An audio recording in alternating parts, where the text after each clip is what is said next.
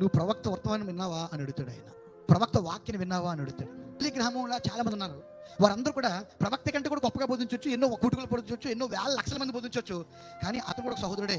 Billy Graham బోధ విన్నావా, Warren Roberts బోధ విన్నావా అని అడగాడు ఆయన. నాకంటే కూడా వారన్ రాబర్ట్స్ కానీ బిల్లీ గ్రాహం కానీ గొప్ప పరిచయం కలిగి ఉన్నాను చెప్పాడు ఆయన.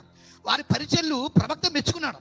వారి పరిచయల్ని ప్రవక్తే మెచ్చుకున్నాడు. దేవుని స్తోత్రం. వారు వాక్యాన్ని బోధించారు, వారు బైబిల్ బోధించారు, ఎన్నో ఆత్మలు రక్షించారు, వాళ్ళు ఎన్నో ఆత్మలకు వాక్యం బోధించారు, ప్రపంచం అంతా తిరిగారు వాళ్ళు కూడా. దేవుని స్తోత్రం. ఎన్నో అద్భుతాలు చేశారు, ఎన్నో ఆశ్చర్యకాలు చేశారు. కానీ దేవుడే ఈ కాలానికి ఎన్నుకున్న వర్తమానికుడు ప్రారంభమైనాడు. ప్రవక్త వారిని గౌరవిస్తున్నాడు, మనం వారిని గౌరవిద్దాం. కానీ ప్రవక్తని ఏ విధంగా గౌరవించాలంటే ఒక దేవుని మనిషి. ఎలా గౌరవించాలండి?